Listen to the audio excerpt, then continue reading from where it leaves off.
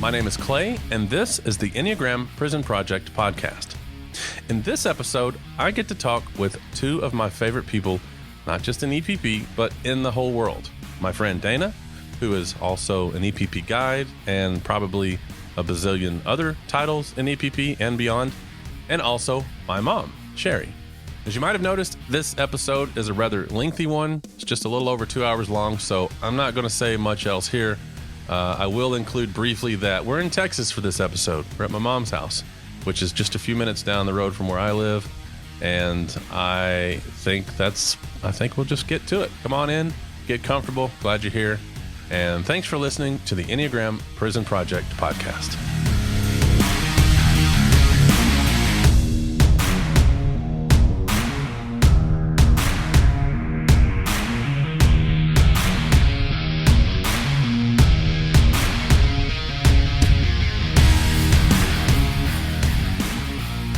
Good on audio levels now, so we're good to start. If you're good. Okay. Am I good? I'm not gonna lie. You want to switch? Nope. You want to change the water out for some wine, and maybe that'll make it a little easier? No. Like I said last night, around the fire pit, talking was good talk. I mean, it always is good talk. It's just getting me there, you know. Because when you're talking about things like what we're talking about, you know, it doesn't flow so easily, at least for me. Not yet. We'll get to some of that, and I'm sure we'll readdress some of the things that we didn't have on mic last night, which I'm annoyed that I didn't think to at least hide a few mics. It was a good conversation that we had. It really was. Yes, and I just assume that most people know who you are, but for those who don't, would you like to introduce yourself and tell them anything that you'd like to say? Yes, I would like to tell them. I am, I am Clay's mom. And my name is Sherrie. And I'm doing this thing for him. The thing being the podcast. The thing being the podcast. The podcast is very important to me and has been ever since last summer when you first started it. And so this is just an important thing for me. So we can talk about the importance of it. I want to know more, or I actually want you to share more if you're comfortable with it. What do you know about yourself in terms of the Enneagram? Do you know your type? Do you know your wing? Do you know any of that stuff? How long have you been studying the Enneagram? If you want to share that, it's all voluntary. You have the right to remain silent. All that stuff is still true. Sure. Yeah. Yes, I am a top 6, and we talked about it a little bit before I actually did my typing interview with Dana, and you kind of suggested that you thought that I probably was, but not knowing anything about the Enneagram, you know, I didn't know a 6 from a 2.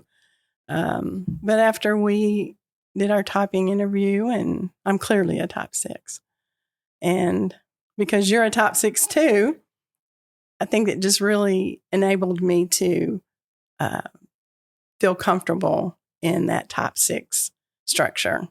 And now that I'm learning more and more and more about it, it's eye-opening to know that there's somebody like me out there. I'm not out here all alone on my own. And as far as the wing, I don't know yet because I'm still, even though I have been through the non-P1K class, I learned a lot, retained a lot, but I haven't gotten into the wing stuff. So I thought I was a 5. I thought I was a 5 wing because some of the things we share. Mm-hmm. You and I, yes. Mm-hmm. But after listening to the top 7 panel, I had a kind of, whoa, I don't think I'm more like 7s in some way. So, but I'm still learning. And while I know me pretty good, I don't know how it applies to all the things in the Enneagram world. Is it fair to say that you're pretty early in your Enneagram journey? I'm very early. And I think now is when I would like to talk about why I'm new. Okay. You know, why I'm a newbie. And that is because you've been out for 12 years now. And when you met Susan in South Texas in January of 2010, it's amazing some things I remember. Some things I can't remember, what I had for dinner last night, but I can remember those things. And I remember the phone call, and you called me and you said, I am doing this thing. And I called you from prison. Yes, you called me from prison, and you were already doing a thing, which was called PEP, which was a really good program that you were able to get into. And for the curious, PEP stands for Prison Entrepreneurship Program. Right. Yeah. And everybody does not get into that. You have to be screened and interviewed, I guess, et cetera. So, well, they recruit you. You don't apply to them. Yeah. So you were already in a program. So this was just a program within a program, I guess is fair to say. Yeah. So I already knew that you were doing that. And while I didn't really know what you were, I didn't really know the curriculum within the program. We had talked enough for me to somewhat know what it was for. And basically it was to help people, inmates when they got out, to help them start their own business, among other things. And the reason for that, I just want to cut in to provide, fill in some blanks, that one of the number one contributing factors to recidivism is employment, the ability to find a job, to pay the bills, and then also housing. And a lot of the things that we take for granted out here in the free world can be the reason that a lot of folks go back, because when you get out, newsflash, a lot of people don't want you to work for them because you have this stain on your record. And even if you do find a job, a lot of places won't let you live. You can't rent an apartment. Some places it's a pain in the butt. So to get around that, a lot of folks, and what that program was designed to do was to show people in the program how to just be in business for yourself. Because if I have my own business, I don't need a job, and that can directly affect my likelihood of not going back. So. Right. And I was excited when you were accepted, or when you went into that program. The only thing I didn't like about it is that you had been pretty close during your total time of incarceration, where I could, see you every weekend. Yeah, I was within driving distance. Right. When you got moved to South Texas, that was more like about a 4-hour drive or so. Mm-hmm. So for you, it wasn't. It was just a 10-minute walk for me. Right. So that part I wasn't all excited about. Yeah. But I knew the program was good, and I could just tell that it was doing good for you. But there was something different whenever after your first class with Susan. And I didn't know what it was yet, because you really didn't articulate it completely. However, several weeks in, I do remember the phone call I got, which was, Mom, we had an exercise today, and I want to talk to you about it. I said, okay, sure, son. And you said, I'm not sure what the name of that circle, where you... You're talking about the character assessment? Yes, the character assessment. And I think you had really been doing so much work and approaching this as something that was you were going to embrace when you got out. In other words, you were taking it seriously. So when you called, I could tell something was bothering you. And things don't typically bother you, especially easy enough. Even though I'm your mother, I can tell when things are kind of going sideways within you, but you're not an easy read. So when you called that night and you said, we had a character assessment in class today, and I'm really bothered by the feedback I got, because I guess you had done some work on yourself and you really thought you had kind of conquered some of your demons. Right.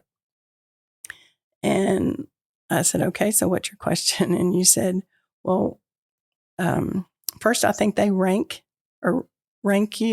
all of us. And I was expecting to come out on top with all of my, positive characteristics that I've worked on. And that's not what happened. And you said, am I arrogant? And for me, that question was, it's almost like you said, am I a male? And I say that not because that's a detrimental characteristic. Yeah. It's just real. And so for you to be asking me something that I felt like, well, of course you are. That's not necessarily, I don't want to term it good or bad. Yeah. It just is what it is. It's like asking you if my name is Clay. Exactly. And for you to be in the tone and the sincerity and all that surrounding it, I could tell this was not a funny question. Right. Which you're known to do. Right. I'm capable. Exactly. And this was not, you were serious, you were upset. I think that's the thing that came through the most, is that you were upset about that. And you said, I don't think I am, but in this character assessment, I'm arrogant, I'm condescending, I'm superior, and I was at the bottom of the rank. And you were devastated, clearly devastated. And for me, first of all, I was hurting because you were hurting. But more importantly, I knew that there had been a shift in you. So fast forward 10 months later, you get out and you pretty much hit the ground running. You came and stayed with me and David, and you had a job immediately. And so you were really off and running. And I think within the next year, I think that was August 2010. I think by spring of 2011, that's when I met Susan. I'm not sure about that, but sometime in the next while, that's when Susan, I was able to meet this lady that you had talked endlessly about. And you don't do that. Clearly, you don't. You're not one to, give out fluffy compliments, and that's just, it's not good or bad. It's just, that's the way it is. So for you to talk endlessly about this lady, I didn't know what to make of that. And so you invited me to meet her, and I did, and came away clearly with the same, it's not even an opinion. I came away with the same feeling that you did. Mm-hmm. Now, that's pretty typical with Susan. Yeah. And it was almost, I don't want to exaggerate, but it's kind of otherworldly in that it was comforting, it was soothing, and we just met in I think it was a little coffee shop or something. We went and had breakfast. Yeah. A little diner. So at the end of that meeting, I felt good. I felt safe. I felt you were safe. Mm-hmm. You were in a place with someone else that clearly you needed to be. So that's when we talked off and on about the Enneagram. Now I'm going to fast forward a decade. I want to ask, though, because you say we talked on and off about the Enneagram. Do you remember any of those conversations, or do you just recall it as something that I cared about that didn't really stick in terms of information with you? Like, do you remember much from those conversations? What I remember is not specifics about the Enneagram. What I remember is you and your shift and your conversations and in your perspectives. So I assumed that it was the Enneagram because I knew that's what Susan mm-hmm. had brought to you. But it really wasn't the Enneagram. It was you and how your perspectives on life had changed. You can answer a question that really nobody else can. And I'll preface this by saying I'm not looking for praise, because the question might sound that way, and I'm not asking for that. But from what you saw, both before prison and after prison. Can you give to the listener who might not know my history that well, or even, it's not even about me, but just what the potential before prison, how bad can it look, or after prison, how different can it look compared to that? So you're asking me the difference in you before and after prison? Sure. Is there a better way, Dana, that I could say that? No, I think the way you're asking it, I think what you're trying to get to, correct me if I'm wrong, Clay, with the question is what is the potential for transformation? Right. So the contraction that is required when we go into incarceration, because we're doing the things out of a contracted state, we wouldn't do those things out of an expansive state, most likely, to like go inside, something happens or doesn't happen. And then when I'm out, there are people that are so deeply and intensely transformed. And Clay, gonna give you praise. You are one of those people. And I think that no one can probably speak to that as well as you can, Sherrie.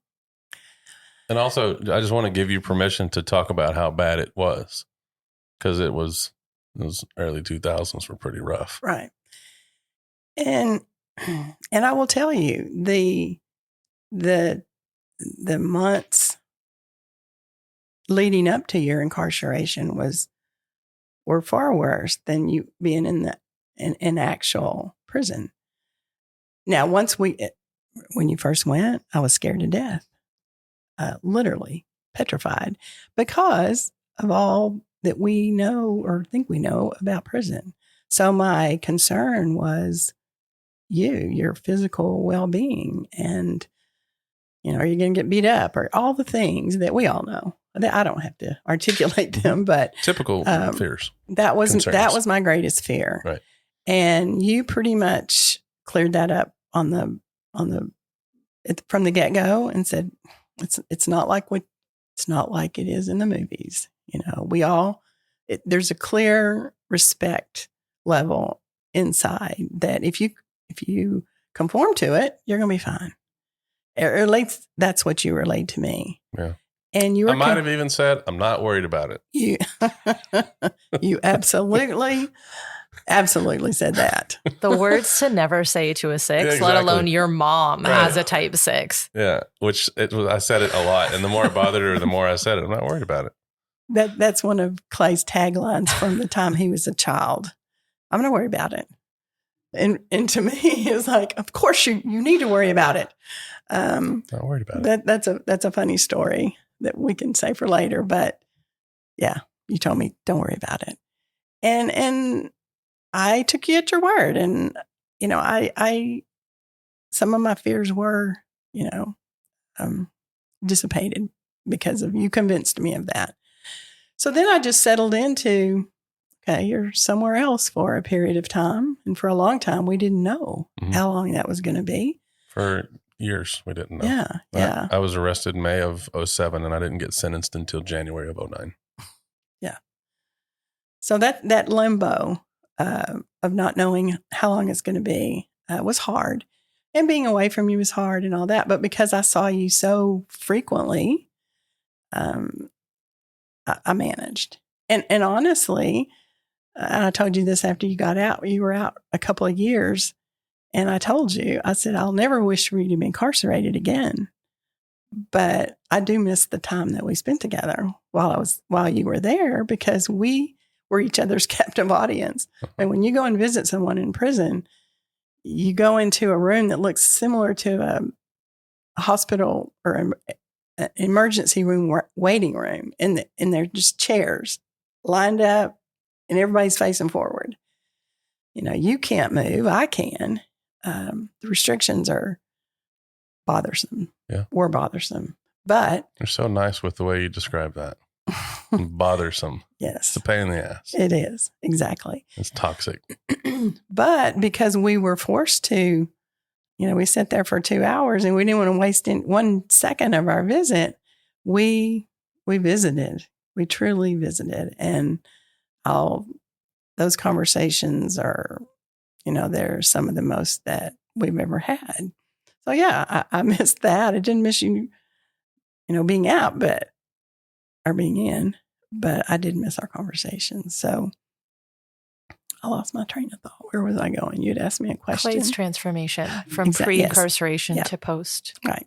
That's why Dana's a rock star. So fat, so accurate, and just ready. Yes. So before, I think you, in my mind, you were the least likely of a person to do any kind of transformation because you were, from such a little guy, you're set solid in your own foundation.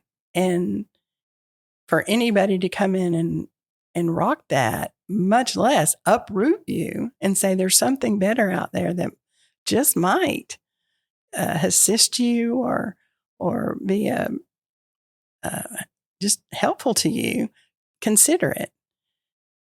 And that's not who you were. That's just not who you are. You've always been very, whether you're confident or not, you project that confidence, and no one knows any better than you. Okay. And that's not all bad. That's good. A lot of that is good. So for you were just where you were, and to see now the transformation that you've experienced is night and day for me. And that's what I was witnessing over these period of months and years. You didn't respond to things the same way that you had in the past. Your conversation, just being more comfortable.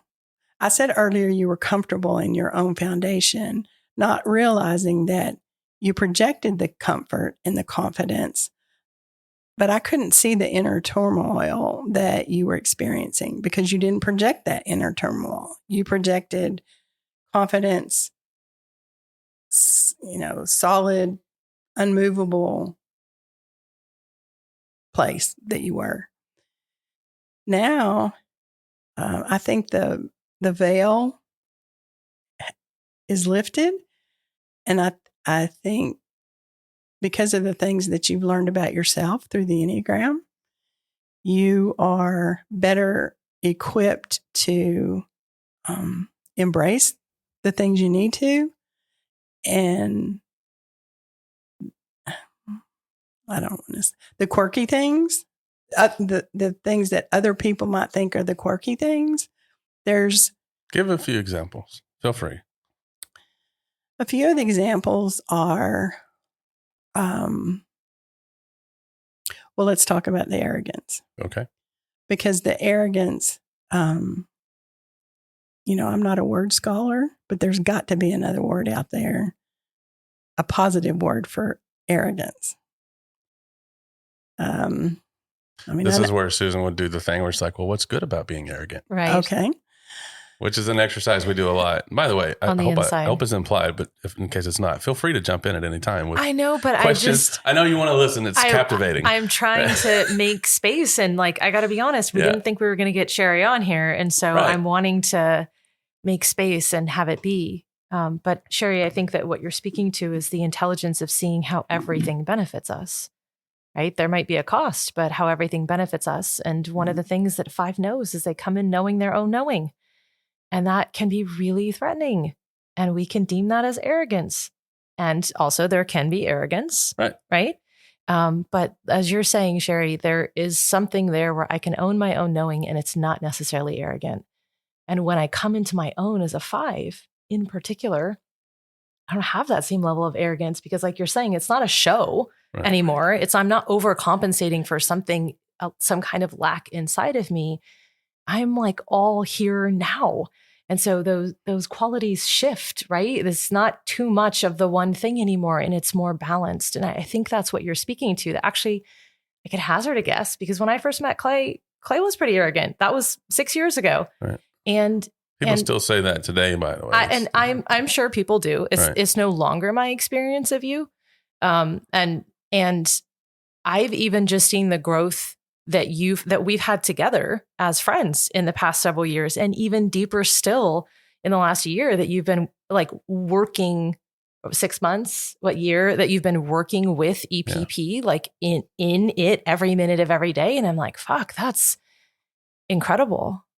It's really incredible. So I want to go back, Sherrie, because I just hijacked your piece, like about this piece around arrogance and inviting us to talk about Clay's quirks so we can make Clay a little more center of attention than he usually has to be on these podcasts. Well, thank you, because that's exactly what I was trying to say, is what you just shared. And that does not have to be the negative connotation of the term arrogance. And I embrace that arrogance now, and I don't look at it as something negative. And another part of that is the condescending part. You're not, before I think you were proudly condescending. Fair? Can you spell that? No.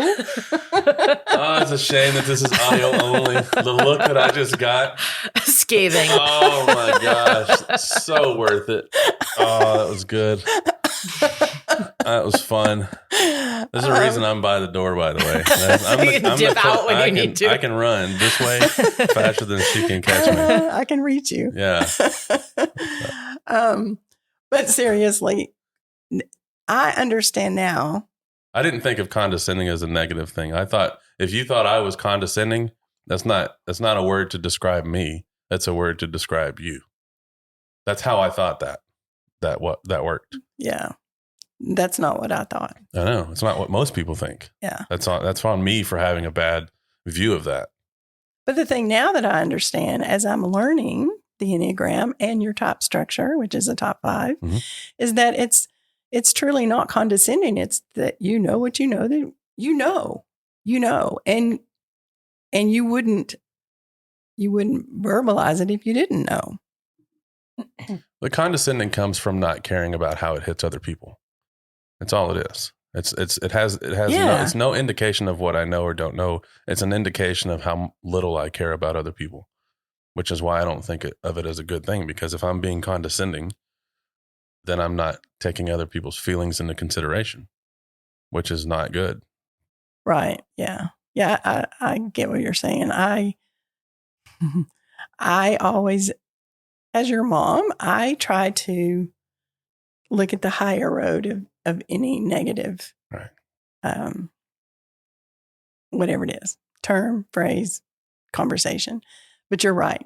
It is more about whether or not you care about the other person's feelings, etc.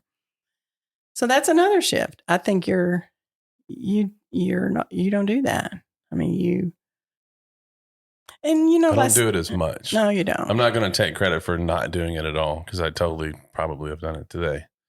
Well, but in truth, honestly, and I said this to Dustin earlier, we were talking about, he was sharing some things.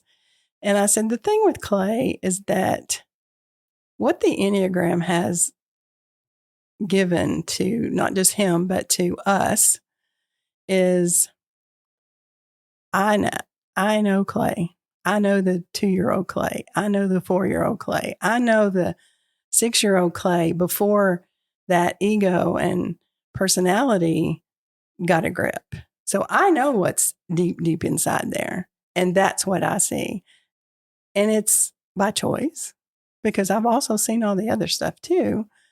It's just not what I choose to see or hear or feel. And so some of that arrogance, condescending, all that, it's like, yeah, well, I know better.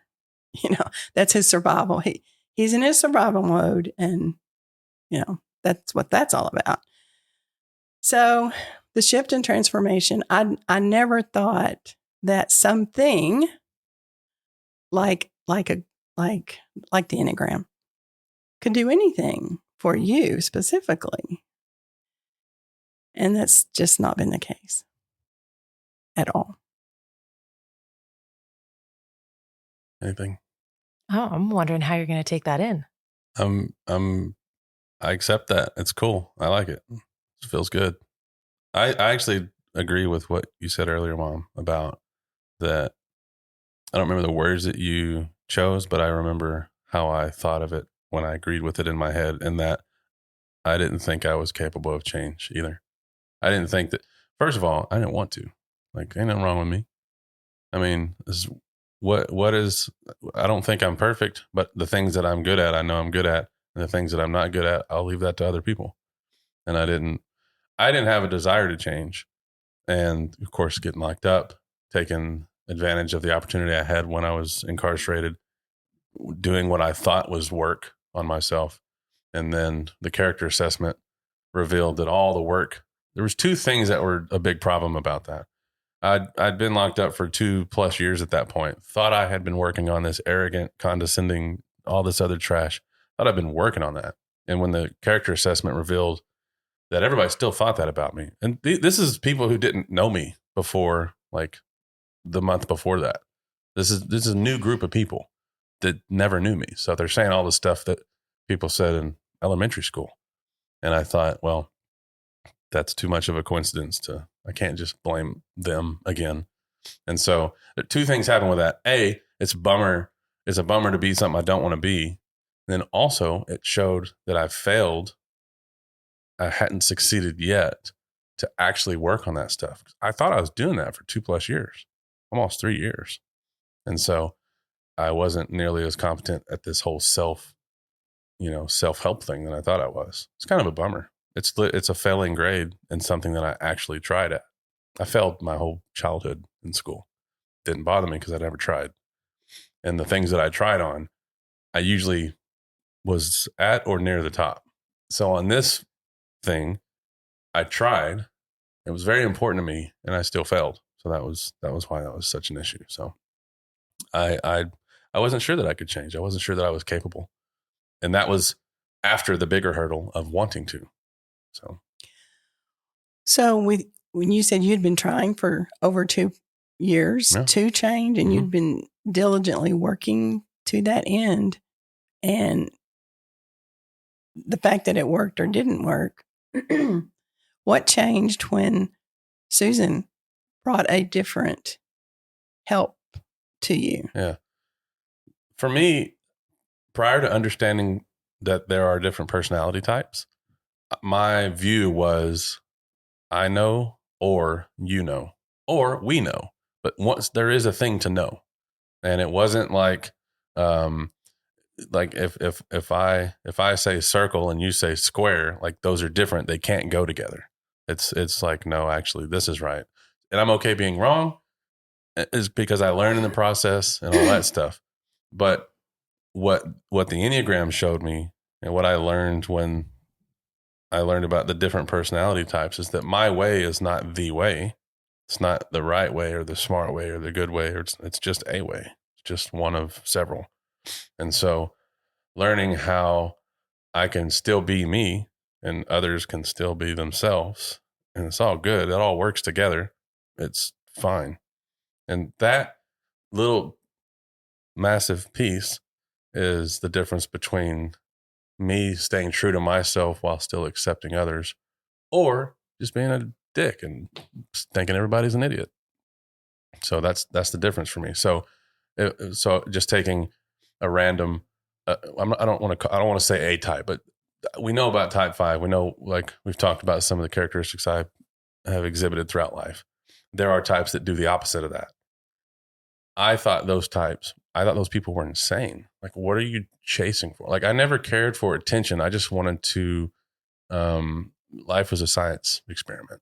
And so for the people who went for joy, or for the people who went for change, or for the people who went for achievements and all these things, I thought, what is missing in their life?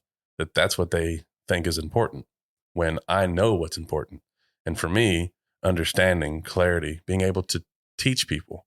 If you don't understand something, I want you to understand it. And I can do that. I'm good at showing people things. I'm good at figuring things out. For me, that was what life was about. And if you would rather help somebody instead of learn something, I thought you were broken. And of course now, I don't think that way. I don't think that you're inferior because you choose hold space for other people, and to I'm trying to figure out which types have I left out of totally talking about types unintentionally. But you see what I'm saying, right? Like it's Absolutely. I see the value in what you bring as a 6, even though I don't bring it as a 5. And I know what I'm good with and what I'm good for. And that's all still true. I've just changed to 5 is a way, not the way. And 6 is a way, not the way. Right. And 8 is a way, not the way. And I didn't have that language prior to Susan coming doing this 2-day crash course, Introduction to the Enneagram. And when she's going around the Enneagram, she's talking about people in my life that she's never met. She's talking about Bubba. She's talking about David. You know, she's talking about Aunt Joni. She's talking about Clint. She's talking about all these people, John, Lisa, Aunt Penny, everybody. How in the world is this lady talking about all these people who are so important to me? And who she's talking about the teachers that I struggled with and who struggled with me.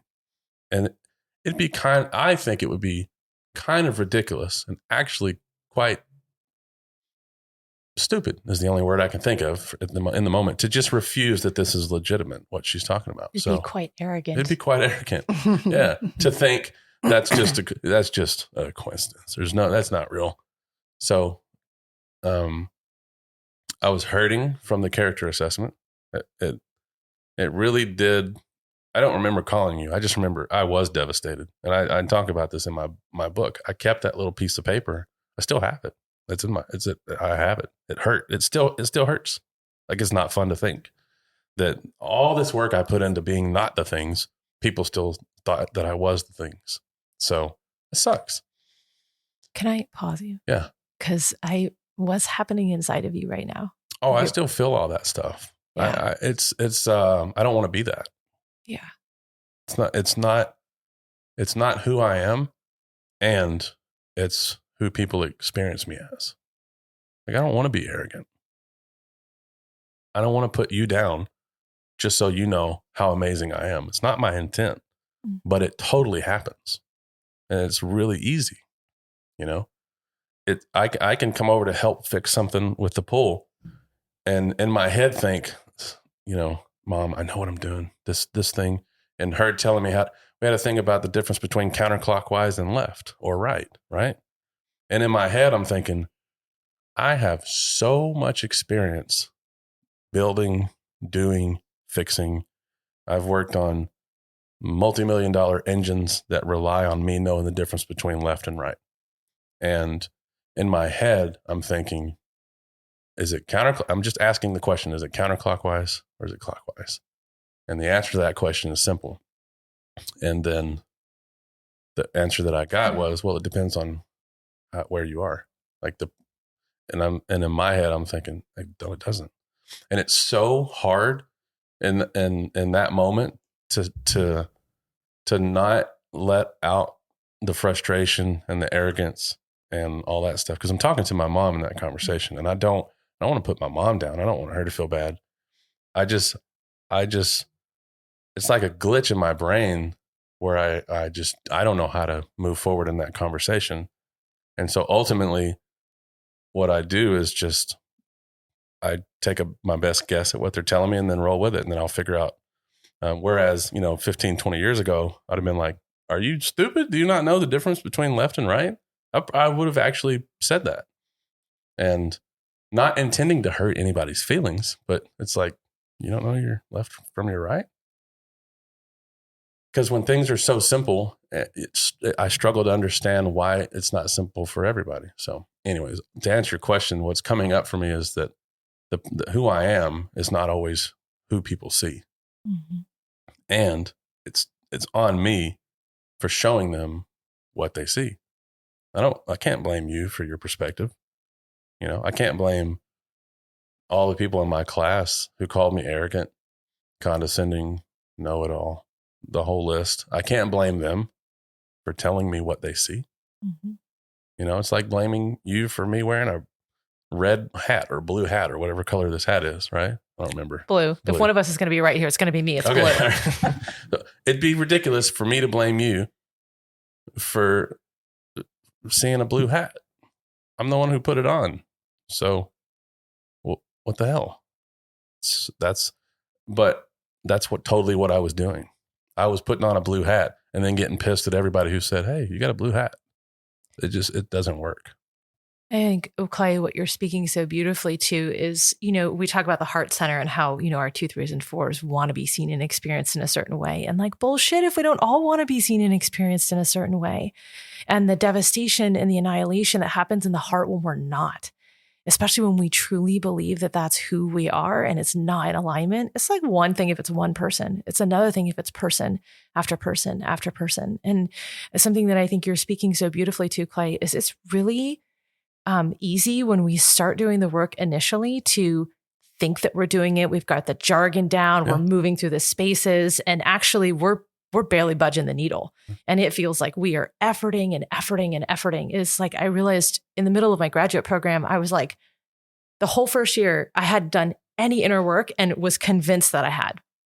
And I was like, but I've got the language down and I'm showing up at the classes and I'm reading the books and I'm doing everything. And I was like, oh, that's not fully the work. Like, it's a piece of it, but there's something that has to shift inside of me, and the awareness around what's actually happening, like as close to reality as we can get of the truth. And I think that something that you do really well now is you have a clearer sense of yourself than I think maybe ever before. I remember sitting in our EPP, I think at the time it was called TTP, teachers training together. And there was a line there around the 5 actually being condescending and arrogant, which is so funny that you pull those up, and you pointed at it and you said to me, and we weren't really friends then. I was a little bit scared of you. And I was like, ugh, this dude's got a great sense of humor and I'm fucking terrified. And you said right there, I have to really watch myself and put a lot of care in what I say, because I will just come across and be condescending and arrogant, and there's no intention. And not only is there no intention to be that way, my intention is to be the complete opposite. Right.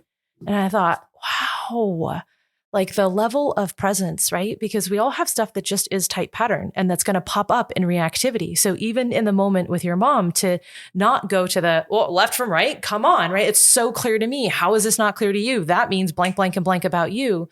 But to be able to just hold it and say, okay, well, I'm just going to try to figure it out from here. And I still know the thing inside of me that feels like it's true, and just go from there. But that I don't have to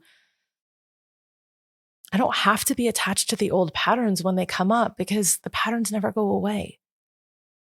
So you have so much more freedom and choice in you now. And it's really because of the attunement. And what you do really well is you attune to others. You try to make sure that they know that they belong, that they know that they're seen. You want to make sure no one feels left out. And I got to be honest, I know you're a social 5, but like, that's a really evolved 5 that is so attuned to the other and so freaking heartfelt. It's still a work in progress. I'm not telling you you've arrived. I'm saying you've done a lot of work, and I'm inviting you to own it. I agree. I'll say that. It feels good to have moments where I didn't destroy everybody in the room, because it's not that I don't feel that that's natural for me to care about, but I've learned the joy in not doing it. That makes sense. Mm-hmm. Yeah. So like, and the thing, going back to the turning the thing left or right, like, I know that my mom's smart. I know she knows what she's talking about. We just are not seeing the same thing, and we're not talking about the same thing. Mm-hmm. So in that moment, it's not literally a guess. It's actually listening to what she's saying and trying to make an informed guess based on that, plus what I know, and just hoping that it's right. And it worked out. It's fine. The pole got fixed. But it could, that exact situation could have been way worse, would have been way worse a long time ago. Mm-hmm. Did that stick out to you, by the way, the other day, as any kind of like behavioral example of how? Oh, for sure. For sure. But I think that's where me, as your mom, I go back to, I go back to, he doesn't mean to do that. It's, even though I still know, even though now I still don't know very much about the Enneagram, I know you. So I can get past that thick, veneer of personality and ego because I know it's there. And if you say or do something that's a little quirky, that might hurt my feelings or whatever, I just instinctively know that that's just you. But I think I'm giving you a pass or forgiving bad behavior. I don't know if behavior is the right word, but it's forgiving because I know, that's my internal dialogue is like, I know it's just Clay. He doesn't mean anything by it. That's just Clay. Well, but I can do that. The world, the general population, that's going to throw you in a totally different place. And they will judge you or they have judged you and will continue to do so if you don't do something intentional about changing it. One thing you just said, Dana, when you were explaining that, you said when you get into a healthier place and you're more in tune with yourself, it's so freeing. And, I think, and I want to talk just from my perspective now. When I walk around with all of my, and I know now what personality and ego mean, thanks to the Enneagram. I honestly did not. I mean, I could have gone to Webster and looked it up, but in my mind, ego was just some egotistical person that thinks they're all that and more. That's not what ego is. I'm learning that's not what it is. Personality is the same thing. So I've been walking around my whole life with this heaviness of ego and personality, just so heavy on me, that I have missed a lot of the beauty that's out there. And when you start learning about personality and ego and the different types, and we're all different, it takes some of that weight off, and it really it's allowed me to get in touch with that young Sherrie, that person before all the crap started coming in and weighing me down so much. And then I learned it so well I learned how to allow my ego and personality to take over, that it became a very sad place to be. Because when you're in tune with yourself, there's joy to be had. There's a freeing up of space within yourself that allows you to just enjoy yourself first, not just life, but enjoy yourself and enjoy being with yourself. And so that's what I felt immediately when you said that earlier. I just want to say things. I don't think that we've introduced Dana. I just started talking, and I want to know who's sitting over there because you're so very important to me. Oh, well, I love you, and you're important to me too. I don't fly very many places. It takes a lot to get me out of my own office and in my own and out of that space. Dana, Guide with Enneagram Prison Project, and I've been around for a few years, and I'm really excited to be a part of this conversation. You're one of my favorite people, Sherrie. Dana came to me by complete divine intervention, and nobody will ever convince me otherwise. It's true.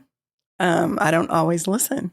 I kind of reject those divine moments sometimes because I'm extremely hard-headed and focused on what I want and what I think. I guess the apple doesn't fall too far from the tree. But, coming off of COVID in the isolation that happened during that time was so devastating to me.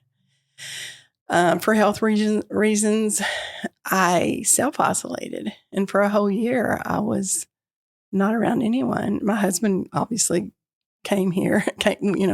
By the way, we're at my house, right? Our home right now. Yeah. It all comes out. Everything gets mentioned in time. It's all good. So we're sitting at your dinner table. Yes, we are. Yeah. And even my husband, we stayed apart from one another inside the house. Slept on different sides of the house. He slept on this side. You slept on that side. Yeah. And it was, I thought, we were protecting me. Mm-hmm. So and it was a whole year from March 2020 to March 2021. Wow. And you say this thing a lot where you say, I have, and then you soften it by describing how nice it is to be here. Like the couch is comfortable. The air is cold enough or warm enough. Like it's a comfortable home. And you say, I know what it feels like to be locked up. And when you say that, you still kind of almost apologize because it's not prison, but it totally feels like or felt like prison when you didn't leave. You literally did not leave your house for a year. I didn't leave my house, and no one came over. And when you would come, you would come over, you would bring us groceries, you would bring dinners, you would bring my grandchildren to see me, but it was always from the driveway. And you'd open up the garage, you'd stay in the house, and we would be a good 30, 40 feet away waving. Yeah. Yeah. That was hard. I think we talked yesterday, at least when I came to visit you in prison, we got to touch. Mm-hmm. Not every time. There were a few places that we were behind the glass. For the most part, you can hug hello, hug goodbye. Yeah. That was about it. But at least. And breathe the same air. Exactly. Yeah. So I wasn't able to do that. And I didn't realize how much of an impact it was having on me. And in one way, it was keeping me from being sick. But in another way, it made me sick. So coming off of that year, so that was in March, and it wasn't like, oh, okay, we're all out now. It still was, I was pretty semi-isolated. And then, but I've been praying for a long time. It's almost like everything didn't just happen during that year of COVID. Things have been, I've been sitting with me for X amount of years, and it just all culminated in that year because I think I was faced with it, and I couldn't let other things divert me or distract me or etc. So it was every day, all day long. And so during that time, I really prayed for something to happen. I don't even know if I knew enough to know what I needed. God sure knew, but I didn't. I just knew that I was kind of disintegrating within myself, and something needed to happen. So that was like spring of 2021. And then I'm on an email distribution from EPP, and I got an email from Susan that went out to all of EPP people, and it said newsletter. Is it like a newsletter? It was a newsletter. That's exactly what it was. And so I read it. And keep in mind, I haven't seen or spoken to Susan in over a decade. Yeah.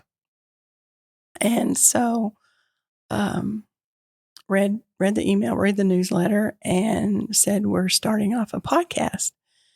So that you were hosting. And so I thought, okay, well, I'll go listen to that. I hadn't told you about it. And you hadn't told me about it. And so I listened to it, and I was like, that's pretty cool. And the first one was the picnic. Mm-hmm. When you were talking to various ambassadors. And it was interesting. Yeah. And there are people who listen to the podcast a lot, so they'll hear that and they'll go, wait, that was the fourth one. So the picnic episode was the episode 4, but not all of the episodes were uploaded in the order that they are listed. Right. Right. That was but the picnic episode where we're talking about this episode 4 is the first one you heard. Mm-hmm. And so I listened to that one, and then listened to another one. I'd listened to 3 by the time you called. You said, "Hey, Mom, by the way, I'm doing this podcast thing. If you're interested." Very offhand. Why is that funny? Why? I just think it's funny because it's like that's so you, like, and it's like, I think under some circumstances you are withholding, but a lot of the time you're just like, I don't know, you keep things close to the vest. And all I can think is, like, if I was your mom, I would punch you if I had known that you made that much gold and you hadn't been like so free with it. I think it's one of the things that you do the holding on and holding back to is like really cool shit that you're a part of. Yeah. Well, there's a fairly simple explanation to it. And going back to the whole arrogance thing, like even in your language, you can say this gold and like you're saying big words for a big thing. And I totally feel that way, by the way. I love doing this. I do other podcasts. I love those podcasts too. I think that this is fun. And I think I'm not too bad at it. Like I enjoy it. And it feels totally like toot my own horn, whatever, however you want to say that. It feels kind of braggy to say, "Hey, check out this thing that I'm doing." It feels totally arrogant to say, "I'm so good at this thing that you need to listen." That's not what I'm saying, obviously, but I'm so aware of how I miss the mark on that communication a lot that it's sometimes safer to just let it breathe for a little bit, get a few episodes out there. And then instead of me saying, "Hey, I'm doing this thing that I love because it's awesome," I can instead say, I can say, "Hey, I'm doing this thing that other people like." Mm-hmm. And it's may sound the same, but it's light years different in how it feels and how it might land. So, like let it get its feet a little bit. And then I get some feedback to where I don't think it's just me thinking it's good. Now you have evidence to support that it's good. It's not just actually it's statistical. Yeah. Like I know the download numbers, and I know that it's trending up. Mm-hmm. And so I can feel to some extent, I can objectively say that it's at least getting better, or more people are listening, which you could infer from that it's probably getting better or whatever. So it's way different than before it even comes out. "Hey, look for this thing that's not alive yet, but it's going to be awesome." So it just feels different.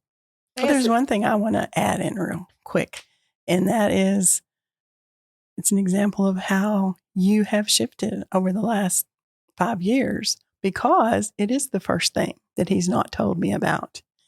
He told me about the book. He told me about the other podcasts that he's done. He's told me about the documentary, like as soon as he knew. Well, this one he didn't tell me about. I found out on my own. But I mean, it speaks to exactly what we're talking about, and the shift or the growth of the, what we're talking about right now. And you just explained why you didn't tell me. I never knew that, because I'm going off of the old, not the old Clay, but you know what I mean. Well, a lot of people say stuff like, "Well, you're just so secretive." Like, not really. Like that's a bit of a trigger word. And you didn't say that. I'm saying that that's often the thing that I hear is that we're just so secretive. Closer to the vest is a softer way to say that. But that's how I hear it. And it's like, I don't have a reason to say. And I do have a reason to not say. So it's an easy choice to just not say. Yeah. And before though, you didn't utilize that reason to not say. I mean, you just were out there because that. Who cares? Exactly. Yeah. And now you do care. Yeah. And so you're cognizant of how it comes across. I mean, that's a beautiful, I think, not explanation, but description of a person that is going through growth, and how they adapt or change their presentation. So anyway, you did tell me, and he didn't call me. He just texted me. Yeah, I don't call anybody. I talk enough. I'll just type it out and send it to you, and you can read it when you're ready, and I can go on to whatever I'm doing. Yeah, well, so that's what he did. Yeah. He texted me, "Oh, by the way, Mom, I'm doing this thing. It's a podcast. If you want to check it out." To which I promptly responded, I'm way ahead of you. Yeah. Literally verbatim what she said. I'm way ahead of you. I'm way ahead of you. I've already listened to them. He was like, oh, okay, cool. And that was it. So I'm like, well, that was it until the next one came out. And the next one that I heard, I'm pretty sure was Russ. Russ was number 5. Yeah. And I listened to that. And all of a sudden, I appoint myself resident critic, which that's not what I didn't critic. I complimented. I was blown away, not just by obviously episode with Russ, of course I was, but I'm talking about all the ones leading up to that too. So he started getting monthly reviews from his mama about these podcasts. But when you say you're talking about being critical or criticizing or however, whatever word you choose there, what are you hearing? Like, do you remember anything from that episode that you talked about or that you thought about or that you criticized or gave me positive feedback on or anything like that? A couple of things come to mind. First and foremost, when I listened to the first few, Vic made a pretty good impact on me. He does that. Yeah, he did. And Alex as well. Mm-hmm. And so that's when I kind of perked up. My ears kind of perked up and said, okay, well, these are not these do not appear to be the typical personality courses that I was mandated to take in the corporate world, which I had such an aversion to and landed flat. I don't want to go into that because I don't want to be critical of but they all landed flat with me, and I resented them, and I resented being made to take them at work. Did that carry over into your opinion with the Enneagram, like from the outset of thinking, oh, not another one of these? Absolutely. I mean, it's cool that my son's into it, but I don't think so for me. Well, because I didn't know anything, I could see a shift in you, but I'm like, well, that's good on you. I'm glad. But if I'm to be 100% honest, I think I didn't give the Enneagram 100% credit. I just knew there was something going on. I just didn't know what it was. And yes, I knew you were affiliated with the Enneagram, but frankly, I thought it had more to do with Susan. And that was simply because of what you had communicated to me about this woman. You keep saying that. Like you said lady a certain way, and now you're saying woman a certain way. What word is there that you're not saying? I don't have a word because I say angel. Yeah. I was going to say, you used the word otherworldly earlier, and so I think that's the implication behind the words. That is what it means to me. Mm-hmm. And so again, I think I'm giving more credit to Susan than I am the Enneagram because I don't know anything about the Enneagram. Yeah. So you hear the episode with Russ. What are some things that stuck out from that? If you recall he spoke. Oh gosh. Well, let me back up. After I listened to the first few, as you know, my faith is the most important thing to me. So I'm like, wait a minute, how does this thing line up? And does it? And yeah, it seems to be helping my son, which is great, but I don't know about this. And so I had done a little bit of pre-work, pre-investigation, whatever you want to call that. And I had more questions. And so then Russ answered some of those about going far back into where it originated. And that surprised me. And then just to hear him speak, you asked me, does anything specific? Not that I can recall right here, right now. I don't remember specifics, but I remember when it was over how I felt. But really, the best benefit has been it's given me a sense of mercy and compassion for some of my perceived shortcomings, things that I wish I was more. It isn't like a carte blanche that it's okay that I have these shortcomings, but gives me mercy to the fact that I have them. Thank you, because that's exactly the crux of what I got out of listening to him talking about the Enneagram, because that was foreign to me. that I don't, compassion for myself, I didn't know what that meant. And you're not supposed to do that. You're supposed to have compassion for others. And if you have compassion and if you have compassion for yourself or care for yourself, then you're putting yourself before anything or anyone else, and that's bad. At least that's what I thought, which is so wrong. It's so wrong. But when you've been in a pattern of doing nothing but that your whole life, then that's what feels right and comfortable. But when you make that shift and you realize, no, if you can't care for yourself, then anything you give anyone else is subpar. You're not giving all yourself. So yeah, that's the one thing that I gleaned out of that was, it's okay to do that. We're an hour in, by the way, in case you're wondering how fast the time goes. We can pause. You want to pause for a couple minutes and then get back to it? Yeah. Okay.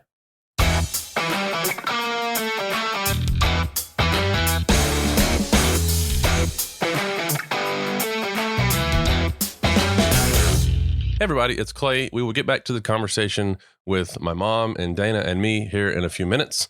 But we wanted to pause real quick to share with you some words of appreciation. Now, a few episodes ago, we started doing this segment called Words of Appreciation, where we share a collection of words from various people in EPP to describe how we feel about and why we appreciate a particular person in the project. In this episode's Words of Appreciation segment, we want to tell you about the amazing Jodi Norton. If you check the EPP website, you can read there that Jodi is a project coordinator whose compassionate presence and eye for detail serve to bring leaders, guides, ambassadors, and the public together with EPP students on the inside and out. But you know what? Instead of me reading a few words that you can find on the internet and read for yourself, how about I step out of the way and let you hear from a few friends, Suzanne, Robin, Laura, Halita, and Susan, who were gracious enough to sit down and record a few of their own words of appreciation for Jodi Norton.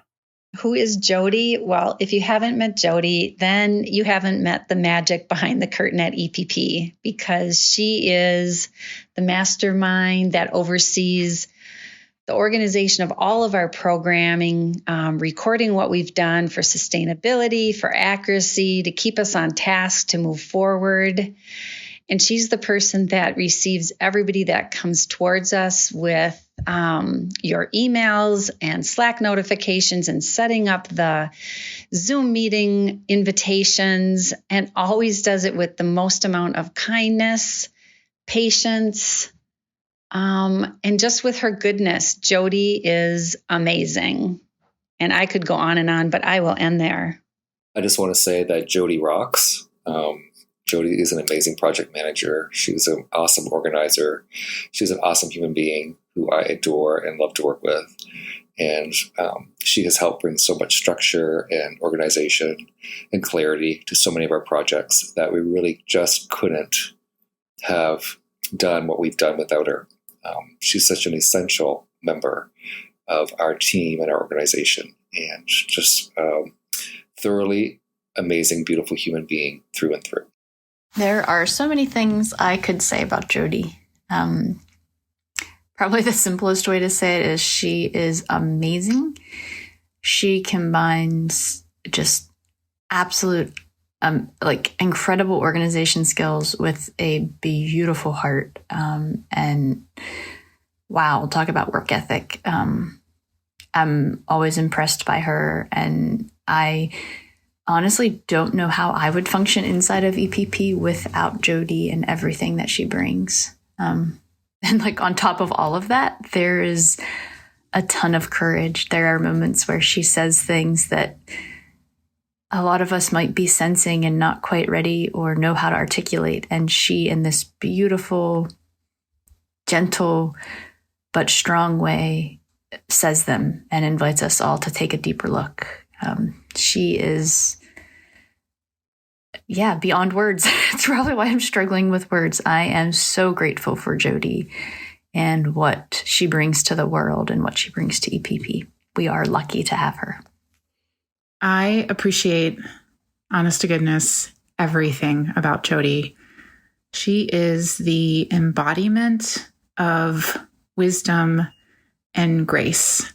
I truly appreciate how she includes all of us and how she holds the work that we're doing. So what do I mean by that? I mean that she is a pillar of our organization, and she knows how to reach out and include the hearts, the minds, the bodies that are here to support and advance in the moment that they're needed. And she really kind of is, I find her to be a companion in the space in which we are weaving and growing this community together. So when I say that I love and appreciate everything about Jodi, I mean that. She, again, is the embodiment of wisdom and grace and truly lives and embodies our values in everything that she does at EPP. Whenever I'm in a meeting with Jodi, it's like there's a corner in the room that is anchored down. She's like so steady and so gentle and also really knowing, really wise.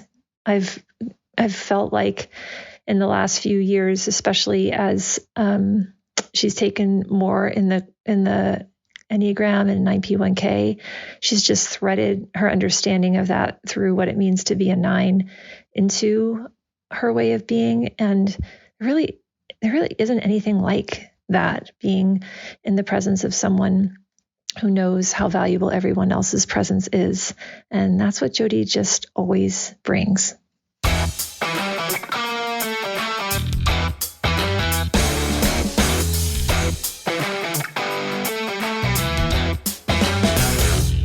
You know, I don't like to use the word religious, but You're a Christian. I am a Christian. You believe in the Bible. I believe in the Bible. So inherently, completely, without question.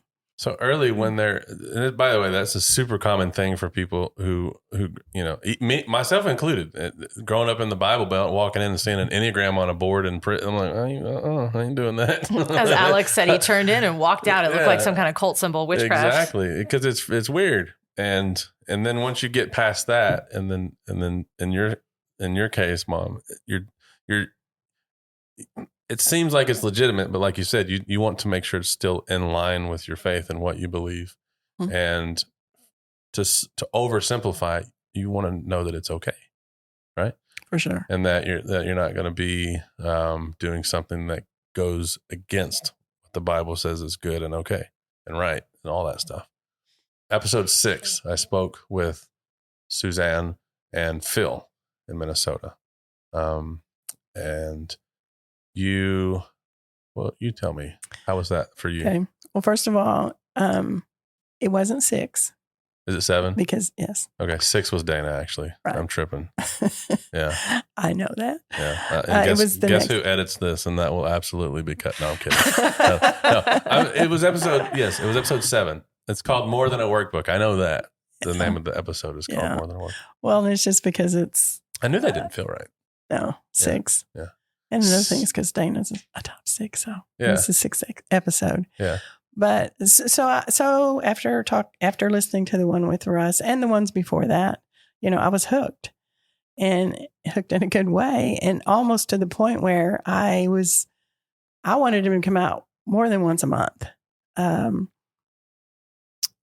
course, they didn't, but that's just how much I was looking forward to them. Hint, hint. And so... no hints need to be hinted. I've been directly told multiple times by multiple people. Well, it's just been a life-changing journey for me. And so that's why it's so important. And that's just how I feel about it. Do you want to talk about episode 6 instead? I do. First? But I'll just say that I was already feeling pretty comfortable that, okay, this is something that that I might can do.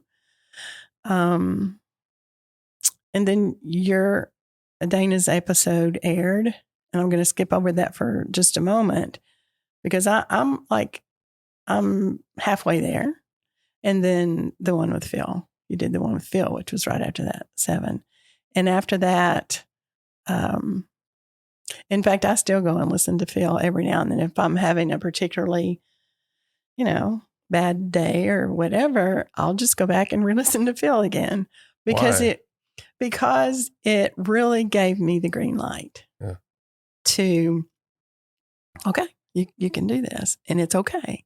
And for some reason I needed that go ahead. Because I think there was something in me that knew, not just because I was watching the transformation in you, but again, I think it was in me. But I was still resisting it. I can't tell you why. Scared, fear, I don't know. But after listening to that one with Phil, and he put it, I think his words were, faith and the Enneagram are on the same highway, going the same direction. There's parallel.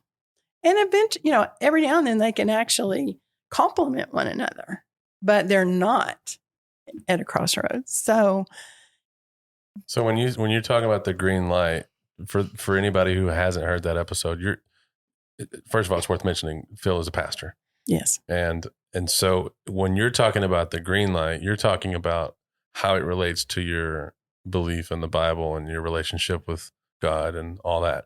He's giving you the green light as a pastor. That this is with okay. authority. Right. There was someone with authority as that I looked to as someone with authority. And it wasn't just someone with a pastor on their name. Right. Listening to him, it was clear to me that he was a believer and he loves the Lord. So the fact that he was a pastor gave him that authority for me to really listen to and lean in. But just listening to him talk, I know, he's a fellow lover of the Lord. And so that was the authority that I needed to tell me, you don't need to be off on your own trying to figure this out if it's okay or not. That is when I became comfortable in it. Now I'll go back to episode 6.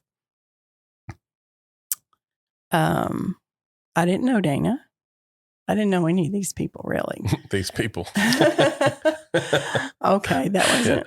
No, edit that out. But I think that's the type 6 thing though, right? Yeah. You wanted to be a part of, you weren't fully sure. There was a little bit of suspicion. You're looking for permission. You're trying to figure out if it's in alignment with your values. There's a yearning inside of you to change and you're not sure if this is the path. So it can feel a little bit like, I don't know about those people over there. I have to kind of check them out before I decide that this actually is a thing that I want to be a part of, because it takes a lot of trust for us to lean in. Exactly. So episode 6 came, and I've already kind of prefaced it, but I want to do it again right here because I do believe that the Lord was answering my prayer. Send me somebody, throw me a rope. I need a lifesaver here. And so y'all started talking, and, there's some funny parts. One of the funny parts is that you said, and you're like, I don't like people. And I'm like, Dana said that. Yeah, not you. Dana did. But I'm like, oh my God. And then it was like every time you opened your mouth, I'm like, oh my God, she's in my head. That's exactly what I think. That's exactly what. Oh my God! I mean, I can't. I'm not exaggerating. This is exactly how I felt, and I mean, I felt like, oh my God, this is my twin, and we were separated at birth. We're laughing, but it wasn't a laughing matter to me. I guarantee you, people listening to that are probably giggling too. Everybody has that story when they come to the Enneagram, and it's different. It's flavored different. It sounds different. The different types will make it be different. But we all have something like that, where it's, whether it's watching a panel or listening to a podcast, where it's like, whoa, how do you know me so much, or whatever? Or like me talking about, how does Susan know my family? Or like a friend of mine that I was locked up with named Hector. He was a part of EPP before EPP had a name. It was, he said, I felt like somebody had my file, because that's what it feels like. So you experienced something that is fairly typical, but it's still wild. It's so wild and bizarre, especially when I think there's so much wrong with me and there's so many things that I need to fix, and I am holding on by my fingertips, then to have someone speak and share and articulate things in a way that's what I'm thinking, that's what I'm feeling, that's what I believe. And oh my God, how does she know this? So that's what I experienced during that episode. And not too long after that, well, what happened was y'all finished that episode. I hit pause because you also had another one after that. Mm-hmm. And I thought to myself, what am I feeling? And it wasn't just feeling, it was a presence about me that I don't want to use the word feeling, but there was something about me that shifted, and I didn't understand what was shifting, but I knew something was shifting. And I think that's a lot of times where when the Lord works in your life and you ignore it, think that's because you're trying to justify it away in our mortal mindsets instead of just welcoming it, even inviting it in and just going with it. Because I in my life haven't always done that. I've resisted that divine direction. So this time I didn't. And I just sat there with myself for a few minutes and I listened to it a second time. I rewound it without listening to the second half, listened to it again. This time with a little bit more clarity, because the first time I was listening to it, most of it was like, I missed some of it because I was so, oh my God, how does she know that about me? She doesn't know me. So at the end of that, I paused it again and I said to myself, I really want to meet this person. And not too long after that is when I got your text That's about funny. Susan. Yeah, the text. It's funny. So Susan texted me. You know about this, Dana? I do. Okay. So Susan texted me and she says, hey, we're doing, so this all was in September. When the episode came out, it was a September episode of last year. There was a thing happening in October in California at Susan's house. I don't remember what they called it, but basically I do. It's called the Ambassador Dinner. There we go. The Ambassador Dinner. And roughly 80 people were invited. It was a cool thing. And Susan texted me and she said, hey, and I don't remember, do you remember exactly how she worded it? Cause I don't. Okay. Well, I'll just let you tell the story then. What I remember my part of it, which was like hilariously ignorant, but I don't remember exactly what she said. Her text said, I know it's, this was a text from her to me. From her to you. Yeah. And she said, I know it's a long shot, but do you think your mother would come with you to the Ambassador Dinner in October? And I got that text from Susan, and I thought it's so nice that she called it a long shot, because the reality is, ain't no damn way. It's just, that's a nice way to say it. Shit ain't happening. So I told her, I said, yeah, well, probably not, but I'll ask her, just because it's free to ask, and it was she asked me to. So I didn't even ask my mom. I just screenshot the text from Susan, and then I send that to my mom. Like, that's how, like, I just didn't, it was just a formality. I sent that to my mom, and pretty much immediately I got the letters YES with an exclamation point right after them. Book it. And I was like, but honestly, like, even though it sounds like a joke, I really actually thought maybe David had her phone, like my stepdad. Or that I don't know. It's like, that's not my mom doing that. It's not her thing, flying to another state to go to a dinner with people she doesn't know. And might not like. Might not like, probably won't, it's just not, it was bizarre. Like it was bizarre for that to be a thing. And I was like, what? Really?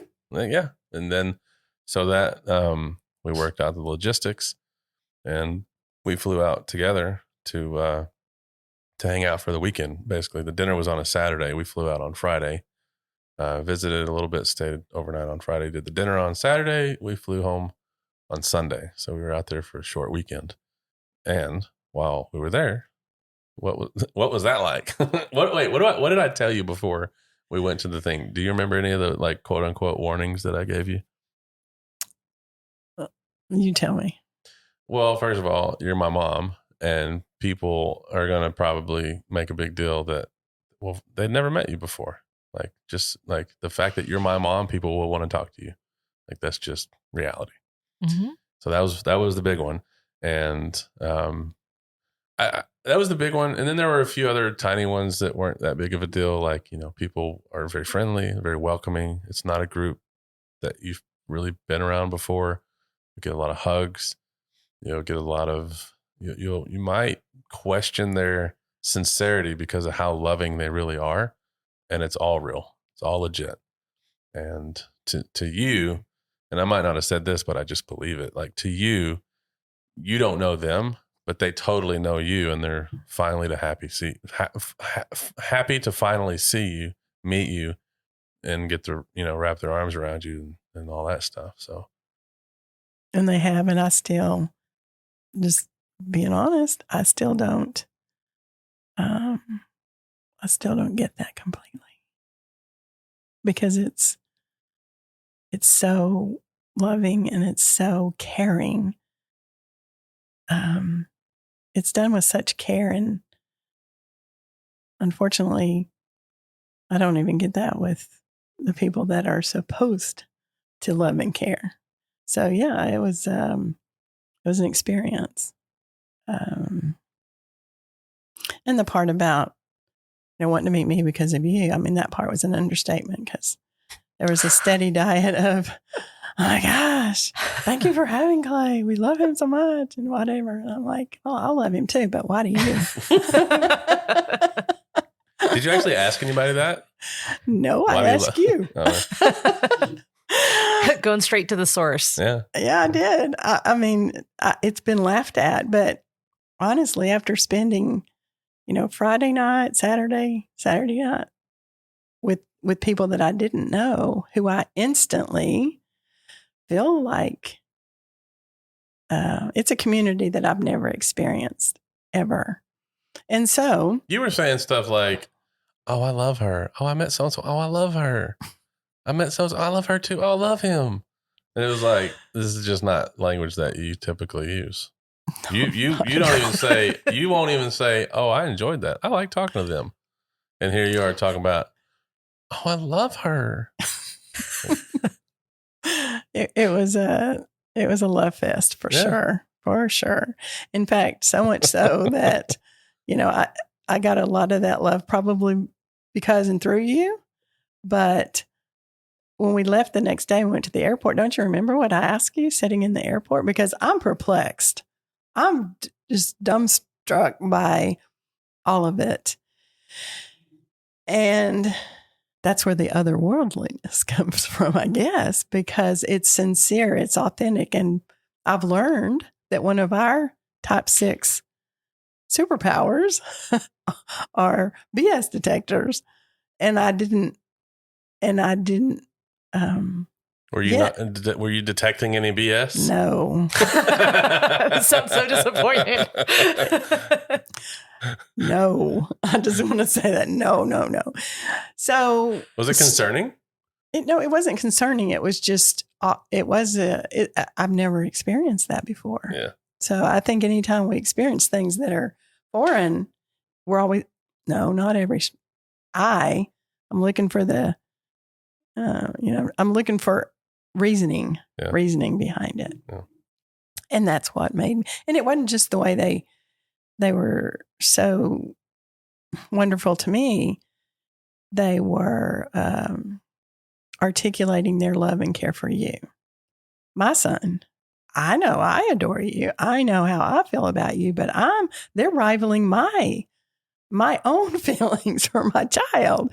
And that as a mom, you question that. And so the next morning when we went to the airport, after however many hours of being inundated by these people who were these people, I'm gonna shift into my people. Oh, ownership! I love it.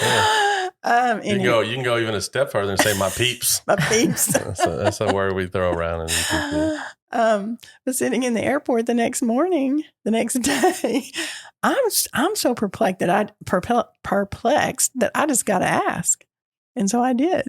I turned to you and I said, "It was a lovely weekend. Thank you for, bringing me, etc. But I just got to ask you one thing: why did these people think you're so great, and why do they love you so much?"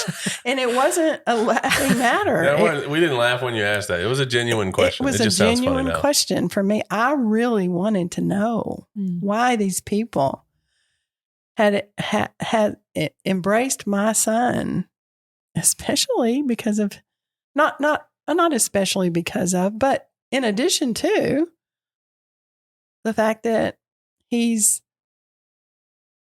most times when people come out of prison, they have a description on them that they never wash off. And it just automatically insinuates less than. And I have an issue with that, obviously. But these people, my people. But the point is that they are loving, caring, genuine, authentic, all those words, but they're intelligent and they're compassionate and they're smart. I mean, that impacted me. That impacted me to a point where I'm just gobsmacked. That's the only term I can come up with. So I really wanted to know. Inquiring minds really wanted to know, what are you giving these people that, it was just a sincere question, all kidding aside. And when I asked you that, you said, flip, because I think you probably were taken aback by the question. I don't know, maybe you were. I don't want to put words in your mouth, but it's unusual to be asked something like that. Yeah. Why do they like you so much? Yeah. Why they love you so much. Yeah, what's so special about you? Yeah, what's so special? Why do they, what is it? And I wasn't offended, but it was like, what? Yeah. What kind of question is that? But I think that's conversation between a mother and a son that only a mother and a son could have. I wouldn't ask anybody else that. Yeah, of course. No, it was an okay thing to talk about it, but it was definitely a serious conversation. It was very serious. Yeah. And to your response to me was, I don't know, you're going to have to ask them. And I said, I did. And he said, okay, what'd they say? And, there's a litany of things. But I think it's first, it speaks to the community itself. Mm-hmm. I just will say, I think it's as much speaks to the community as it does you or me or you, Dana. It's just it's just the community, because it's a community of people that understands themselves in a way that frees them up from all of that heavy baggage that everyone carries. And they've freed themselves up to a point where they can be authentically themselves and embrace who they really are and bring joy to that and acceptance and love and care. And I think that's something that we don't have an abundance of.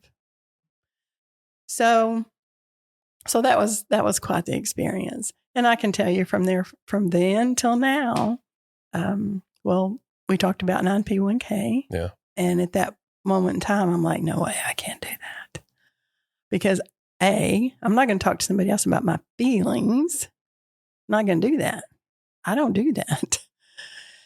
Not only do I not want to, I cannot do it. Well, we have a class coming in January, so think about it. And I'm like, okay. First of all, I'm unable to do this, even if I wanted to. What is the unable and what is the can't? What are you speaking to right there? I can only speak to where I was then, because where I was then is not where I'm at now. What does that mean though? Does it mean that you can't talk to people over the internet, or does it mean that you don't like to, or you technically can't do it? Like, what is the can't and unable? What are you saying that's so hard there? I think it's a combination of I can't because I won't allow myself to. And the other part is that I'm afraid my words were, I don't want to crack open what is so deep down in there that I've tried to hide. I don't know if hide's the right word, but I've securely buried it away so that I don't have to deal with it. And I don't want to open it up to share with anyone. I don't want to put my crap on somebody else. Again, not knowing or understanding what the Enneagram is. That's what I thought I was going to have to do, because I'm relating it back to those awful courses I had to take in the corporate world, which was tell us how you feel. Yeah. I'm like, well, not only am I not going to tell you how I feel, I'm not going to tell you what I think about it either. Right. That's mine, and you're not going to get it. And then the other part was I didn't want to, clearly these people, because at that point they were still those people. I didn't want to come in and contaminate. That's a big word, but I'm just being honest. I didn't want to come in and contaminate anything with regard to you. I didn't want to shake it up. I didn't want to, and that's just the inferior part, the insecurity that I had of doing that, because I know there's a lot of deep-seated crap down there, and I didn't want to share it at all. And I certainly didn't want to share it with folks that knew you. So that was the first part. And then the other part is I just didn't think I could do it. I thought that I would self-sabotage in a way that would prevent me from going there. And then there's another part of me that I know if I'm going to do something, I'm either going to do it. I can't just like halfway do something. Right. If I'm going to do it, I'm going to do it. And most times I'm just not going to do it. How do you transition from not going to do it, don't want to do it, I can't do it, all the things that you just spent a few minutes explaining? How do you go from that to yes, I will, and yes, I can, and all that? Because it was only about 6 or so weeks to make that decision. 2 things, 2 people. First of all, a week or so after we got back home, you sent me a text and said that Deb Horton wanted to connect with me. And she's one of the guides as well within EPP. And I didn't know it at the time. You had met her in California. She's one of the ladies that I met at the Ambassador dinner. Side note, I met Dana, but I didn't get to talk to her. Much to my own chagrin. I was so disappointed because I talked to everybody else. But we spoke briefly, but we didn't have any FaceTime. Well, I had quite a bit of FaceTime with Deb. And we just talked. She was just the nicest person. Nice. Doesn't even describe it. And encountered her several times. But I didn't know anything other than the fact that she was a guide. Now, this is another one of those divine intervention things that I truly believe.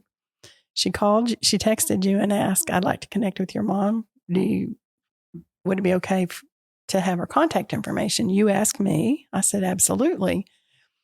She emailed me, and her down at the bottom, she said, I'd like to get together, maybe on a Zoom call or whatever. At the very bottom, when she signed her name, it was Deb Horton, spiritual counselor.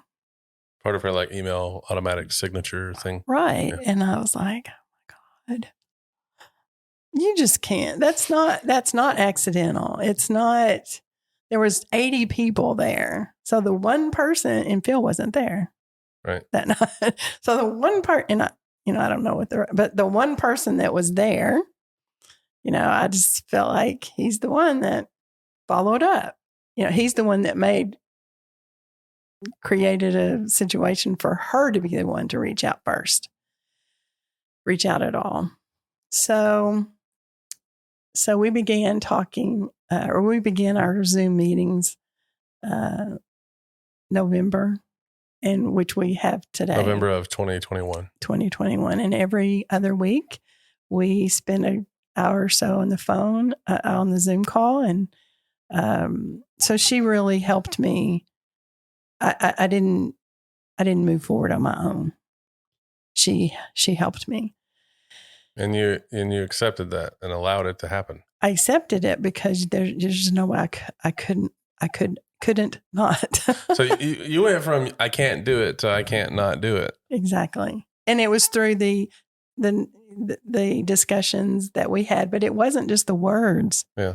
It was the care and compassion and love that was exchanged during that interaction. And that carries on today. So I want to know about your 9P1K experience. Okay. Well, before I go further. She has an agenda here with her story. Can you not feel this? Fine. I'm on a roll now. It's taking me over an hour to calm down. Now I am, and I'm just chatty Cathy. I mean, I can go for like another 12 hours. I have so much space. No. I don't want to do that. I'm not limiting anything. I'm just asking questions. So you do your thing. I'm just explaining my path. Yeah, I'm listening. And so I'd had one, maybe two Zoom calls with Deb. And then you sent me a text. Well, the whole time you're saying, okay, there's a lot of people that prior to this, you'd said, well, there's a lot of my friends that want to do a typing interview with you. And I was like, no. And then every so often you'd say, well, you sure you're not up for that? It'd be helpful, if you're really thinking about this. And I was like, no, I'm not doing that. And okay, you never were trying to convince me. You were just giving me the information. Yeah. And then we were talking one day. I was telling you about Deb and I's conversation, whatever. And you said, well, I talked to Dana and she's really wanting to do a typing interview if and when you're ever ready. And I said, yes, I want to. He was like, what? Yeah. Did you hear what I just said? And I said, yeah, I do. And yes, I do. I want to. So I think we reached out. I think maybe you sent me one first. I don't remember, but we set up a time after the beginning of the year.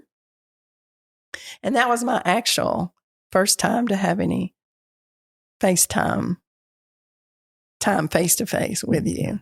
And I was apprehensive about it, but it was mixed with a fair amount of, I want to do this.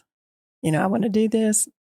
And there was, no, you don't. Yes, you do. So there was that inner committee that I've learned about.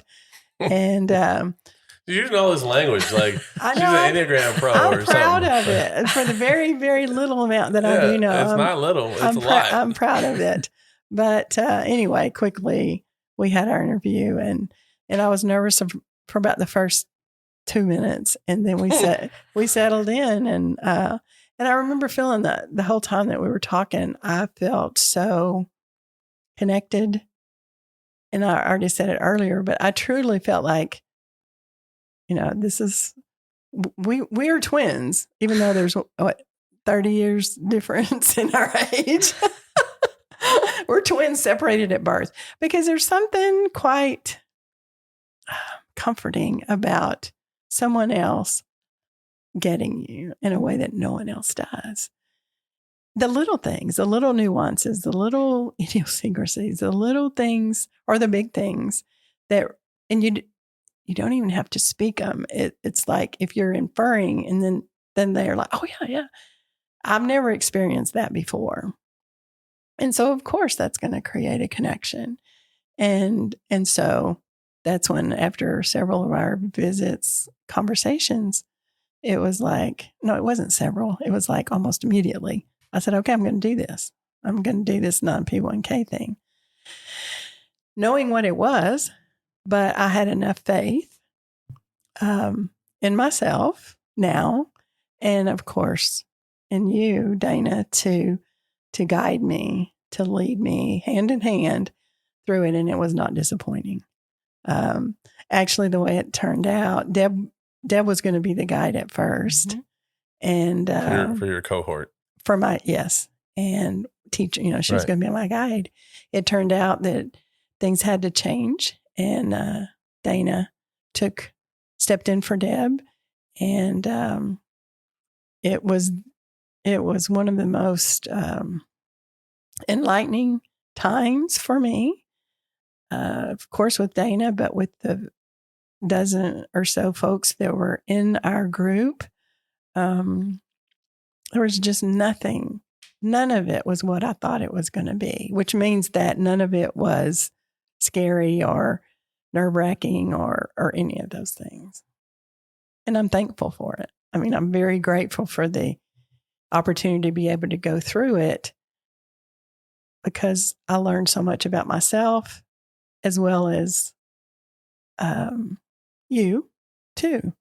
And though I don't know the top structures for my other loved ones, I'm eager to learn those, because it really sets up an opportunity for communication and understanding that without it, you're never going to have. That's good. Yeah. Anything? I just think that I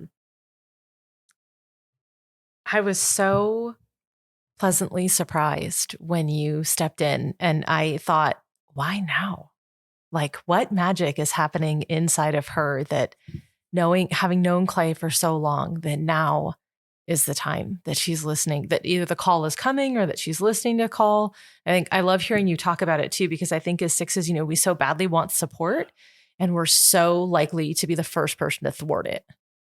Right? Like, how many offerings does God need to make that we're calling out for until we're like, oh, okay, like I finally hear it? Like, how many times are we turning that away until we're able to finally listen and just receive the support and the love that is really, like, by divine birthright, ours? It's incredible. And I love the self-compassion you have around it. Like, I'm stubborn and I'm hard-headed and I remember you telling me, you were so sweet. You said, I'm not going to cry in that class, and I don't know if I'm going to share in that class, and I'm going to go and I'm going to take it really seriously, and I'm going to do every single assignment. And I can't guarantee that I'm going to be on panel, and I'm just not sure what I'm going to do. Sweetly stubborn. Yeah. So sweetly stubborn. It was, and none of it was like a gauntlet thrown to me. She was just saying that this is where I am. And FYI, I was ain't doing shit. But yet fully committed. Yeah, of course. I mean, no question on your commitment, which I was like, okay, we can work with this. Like, this is my jam. And we had been building a rapport, right? But we were meeting every other week. And then we got into class and kind of share a little thing. And then you'd share another thing. And then everyone was like, you can't see me, but I've got, the thing where you're really paying attention to people. Yeah. And everything that you said was so valuable. And you were digging and digging and digging. And in true six fashion, then you kind of be like, that makes sense. And everyone's like, yeah, like, thank you. And actually, you're in the new 9P1K panel. You were on there. We were re-recording it, and I called and I asked, and you said, all right. Yeah. And I was like, what? I thought it was a long shot, and it wasn't. And you said yes. And it's a really, really impactful panel. And you have done the work in incredible ways. And you have so much playfulness in you around it. It's just, it's really a delight to be with you in it, because the work's not easy, and you know that, and you never make it less than what it is, and you also don't make it more. And I feel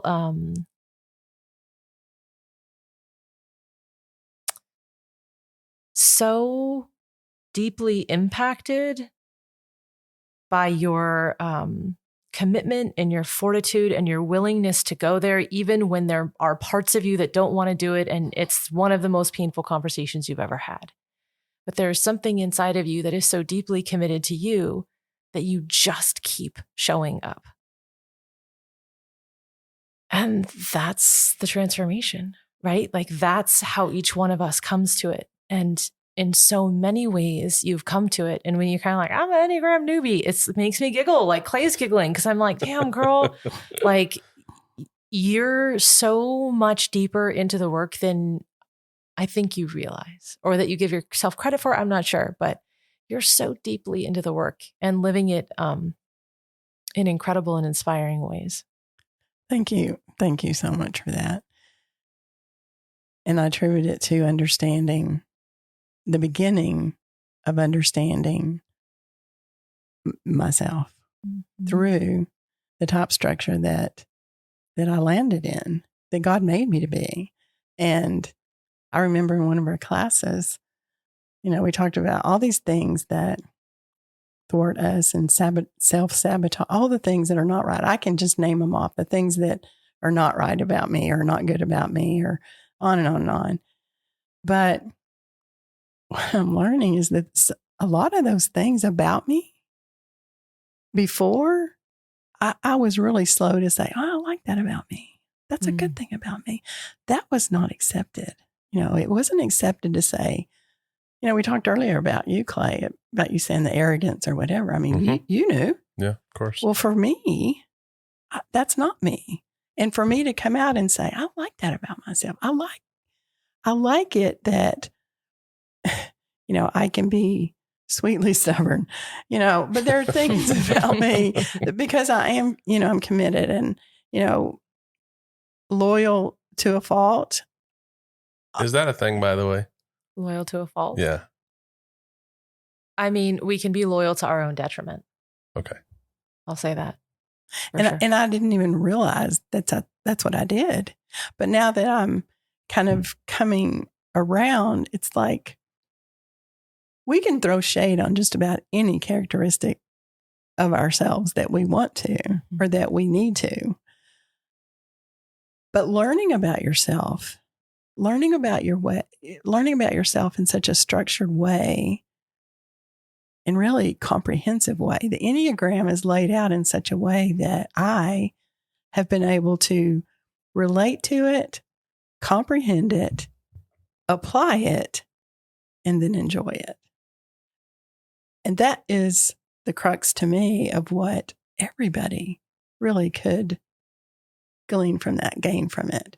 Because I think all of us, and now, whereas early the 9P1K didn't make a whole lot of, it's like 9 prisons, 1 key. What the heck does that mean? Took you a minute to be able to say it.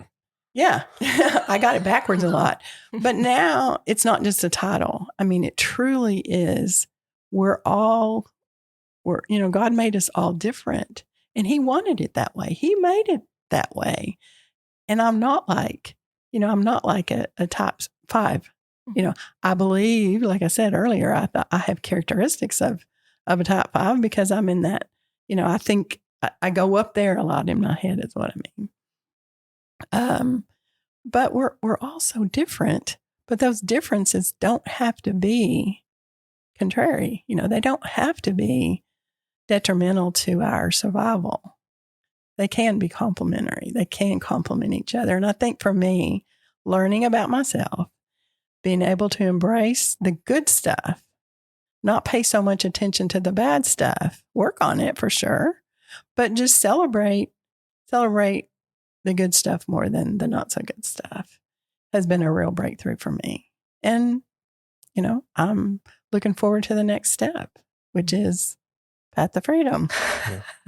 Starting, I think, January. So it's scary. I'm still scared. I'm not going to say I'm not. I want to know what you would say to someone who is listening. And I think you have a unique perspective that I don't have and that I think Dana doesn't have. And it's in how new a lot of this is to you and also how much you definitely care.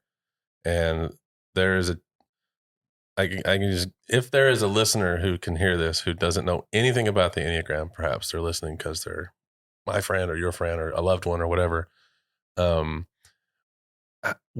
they're curious, but they're also like, yeah, it's not for me. What would you say to them as far as what it's like to just start doing this work, and why is it worth it? Where have you seen the impacts in your personal life? I'm not asking you to sell it, but you know what I mean? Like what's the point, I guess, to someone who has no reason to really see a point? What is the point?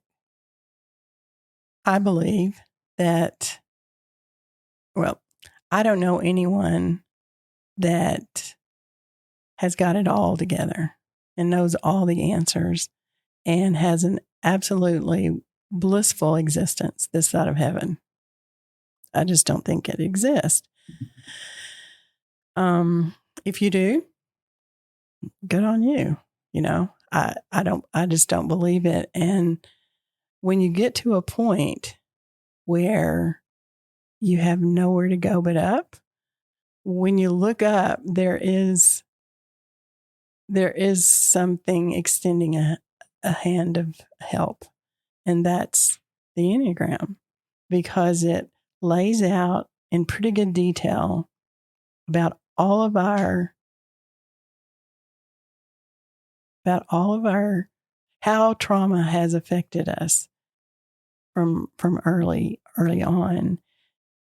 And I think as a society, I think from my perspective, we're trained or we're taught, don't look at that, just look forward and cover that up. I'll use an analogy. It's kind of like a dog when they poop and they just cover it up because they don't want anybody else to see it. Yeah. And that's analogy. the way they've been trained too. In some cases they've been trained to do that. And I feel like that's me. There's trauma there. And the way to deal with it is to cover it up and to not look at it and not deal with it. That's what you learned. That's what I'm learning we all have trauma. Like I said, we're not living in a perfect world with all perfect human beings. And so, we have what we have. And so if you come to the place in your life where you're saying, I want more, I deserve more, I am more, then there's something out there.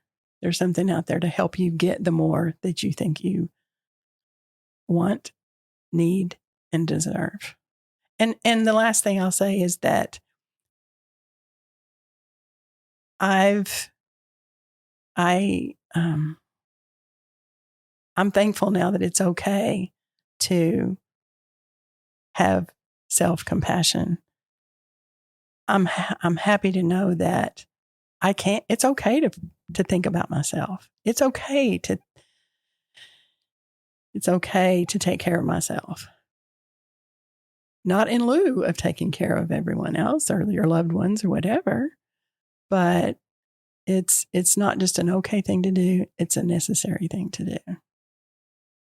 It's such a lovely invitation into the work.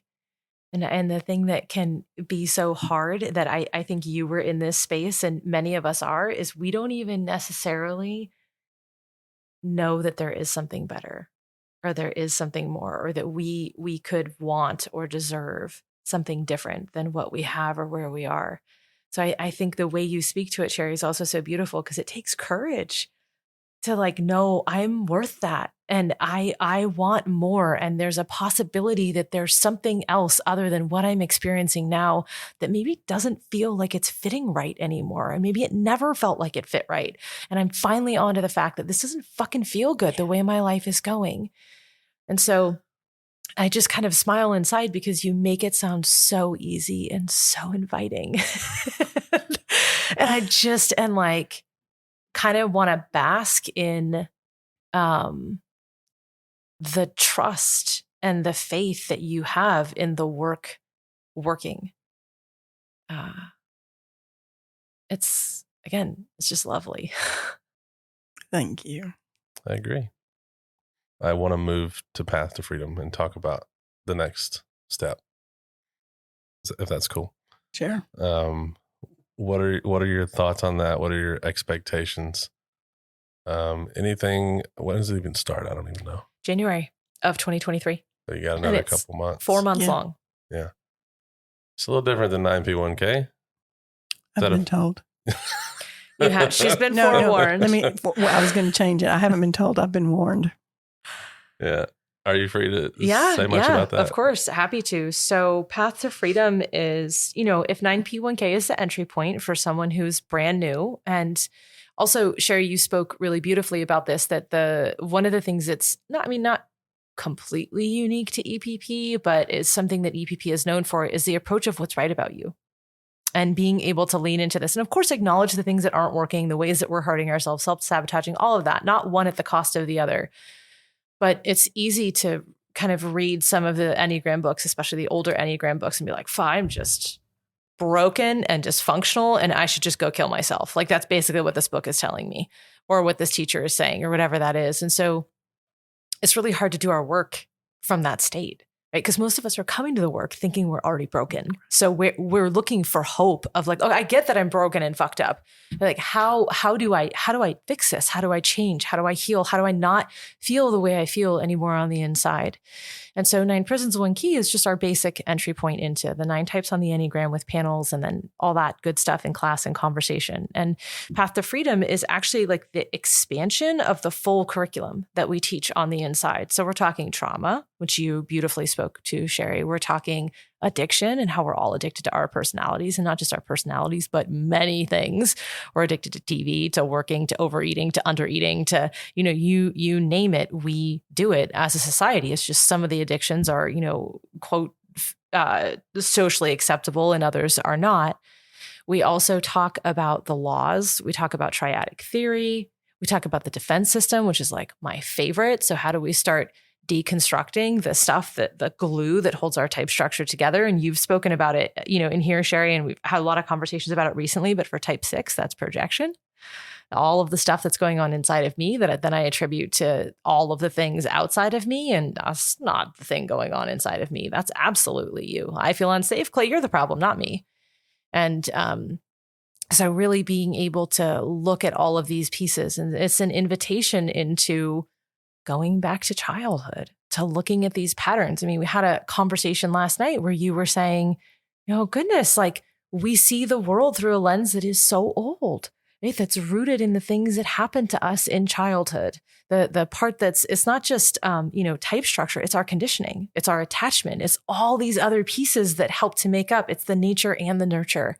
And so we really start to invite people into looking at those pieces, to potentially deconstructing those pieces if they want to, and to really get into like, what is trauma? Because it's not necessarily the horrendous things that we might hear on the inside of what's happened to people. Of course, that is also trauma, what happened oftentimes when you read the bios of our participants on the inside. But trauma can also be like, my parents were never fucking home because they were working all the time, trying to keep, food on the table, a roof over our head. And I was lonely and I had no one to go to. And my parents absolutely did the best they could. And I felt unseen, unheard, often abandoned on my own. And like I had to figure everything out. That also is trauma. And I love what you said earlier too, around like, there's no perfect parent. And as Susan says, like, even if you're a good parent, any normal dysfunction will help you like have a personality that's ready to act up. So we start to really dig into all of those pieces. So it's a real leveling up from 9P1K. It's a digging into, okay, that work was fun in 9P1K. And now it's okay, shit is getting real. This is fucking painful. It hurts. Can I tolerate this or not? And some people won't be able to, and that's okay. This is not like gauntlet thrown for anyone. There's no judgment in this. And some people will think that they can't, and then we'll push through, and we don't purposefully make it that way. But that's what happens when we start to explore our childhood, when we start to see the ways that our needs didn't get met. We're also inviting people into resilience, into protective factors. So where were their needs met? Where did they get where did they get mirroring? Where did they get feedback? Where were they actually loved and seen and held and protected? And maybe it was your librarian and that was your safe place. And so we're not just inviting people to look at all the hard shit that happened that helps to make who we are, but also all the beautiful things that happened that help to make us who we are and how we show up in relationship and how we really meet the world and view the world and experience the world. I love Path to Freedom. I'm so excited to be in it this round. Have the cohorts been drawn up yet? Do we know who's with whom? We don't. Okay. No, we don't. All I know is that I'm teaching on Tuesdays. Okay. That's all I know. Is it once a week? It is. Yes, it's once a week for 3 hours and it's LMS heavy. So it's as heavy as 9P1K. And for those who might not know, LMS stands for Learning Management System. So it's our blended learning. You have in-class learning and then you have outside of class learning. So when you come to class, we can try to spend most of that time processing. Yeah. And then, but outside of class, you're watching videos, you're doing journaling exercises, you've got a pod that you're meeting with that's helping to like help contain, and then you're supporting each other in the work. So you really know you're not alone. Yeah. Who's the go-to on that if somebody wanted to find out? Well, that 9P1K is a prerequisite for that, right? Yes. Thank you for asking that. It's always a prereq. Yeah. Okay. For every program we have. Okay. Which is the next one would be GTP then. Gotcha. Awesome. Thank you for walking through all that. My pleasure. I have 2 quick questions. Well, the questions are quick. You can go with the answer as long as you want. We still have plenty of time. But we're nearing the end. And the first of those 2 questions is, what is the big picture? Like, what's the end game for you in all of this? To be a happy, mentally healthy partner, mom, grandmom, friend. I think we put so much emphasis on physical health in our country, in our existence, that mental health not only gets kicked to the curb, it's just non-existent. It doesn't appear to be important. And to me, it's more important, and I can honestly say I've never focused on mental health. I'm mentally healthy. No, I'm not. But for folks that really think they are, they think they're fine. They're rocking on a long life and, they have a good life and have a lot to be thankful for. But you can't tell me that those folks are mentally healthy. And for me, it's about being mentally healthy. And we all know what that means. We know what it means to be physically healthy. We're eating right. We're exercising. We're doing the do's and the don'ts, all that stuff. But we're walking around with a head on our shoulders with a sick mind, our unhealthy state of mind. And there's something that can help us. Why wouldn't we? And for me, I'm a late bloomer, I guess, because I'm learning things about myself that I never knew. And I also didn't understand or realize the impact of others that I had on others, that others have on me too. But it's all within me. It's all within my power to change those if they need to be changed. But first to recognize them. And I'm enjoying learning about myself. There's so many little things, the little quirks that I have that I'm like, wow, that really is. I didn't even, it's so unconscious when we just live in our bodies and we go day to day. But when we slow down enough and we learn about the things that kind of really make us tick and what we're made up of, there's just far more good stuff there than not so good. And we just need to somehow connect it with our mental health and get healthy, and just it'll make us all happier. That may get cut into a promotional audio clip. That's perfect.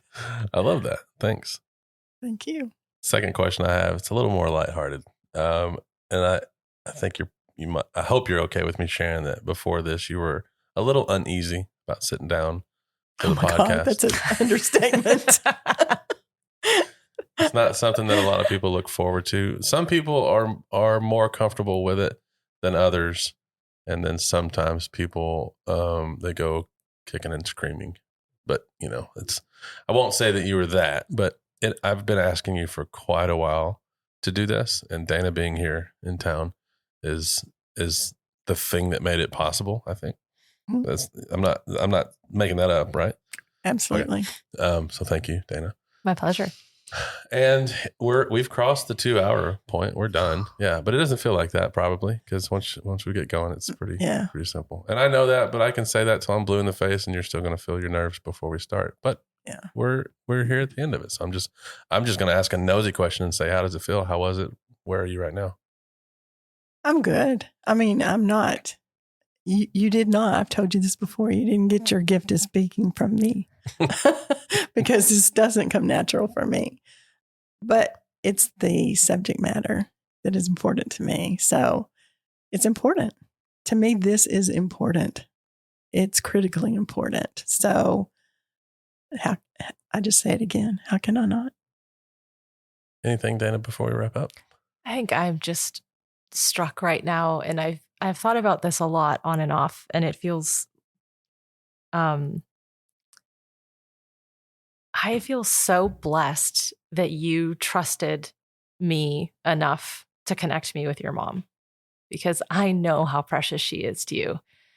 And I think as it was happening, I was just so excited, Sherrie, because I love you. And we had so much fun the few minutes that we got to talk and share about our tattoos the first night that I met you. And I'm surprised you even will talk to me after the things that happened that night. And it was so much fun. Yes, it was. And I feel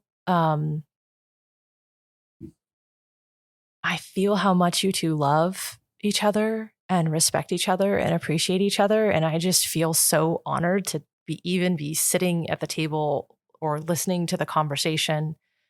And I think it's such a gift that you're doing this podcast so people can hear it, because I love your dynamic. Thank you, Dana. Thank you. Appreciate it. I'm going to give you the last word, Mom. But first, I want to say thanks. I know this was uncomfortable to think about doing and uneasy or whatever understatement I said a minute ago. Thank you for pushing through that and sitting down. And there are so many people who are going to flip their lid when they see that you're the person that I'm talking to on this episode, because they just want to hear from you and they know you have a lot to say. And I'm so glad that we went way longer than we usually do. So thanks for all that. And I just want to say thank you, and I love you, and I want to give you the last word.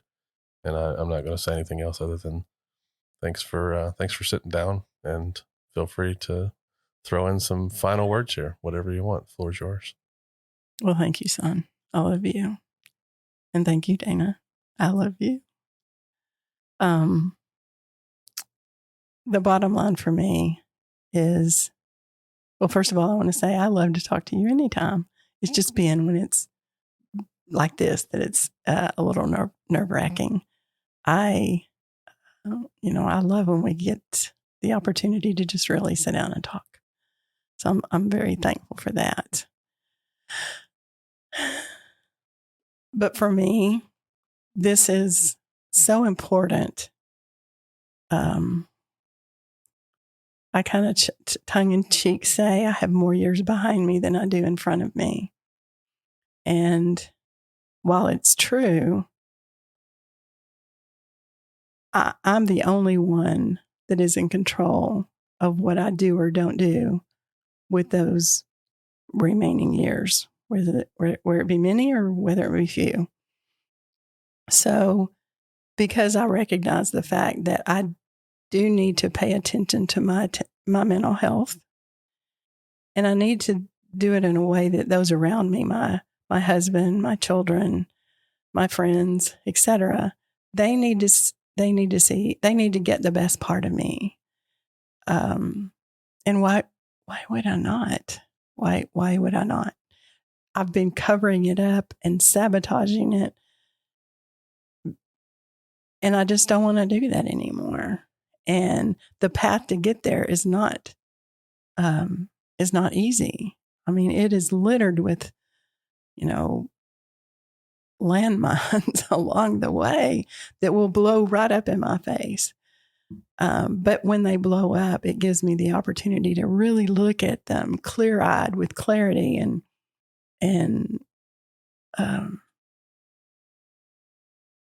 sincere honesty, but at the same time knowing that there's someone there to hold my hand as I walk through it is quite comforting. And that's what EPP is.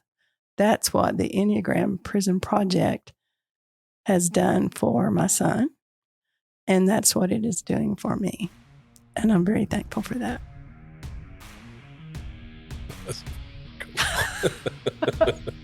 Can we clip that too? Yeah, that's a wrap. Y'all want to call Suzanne? That's it. That's the end of it.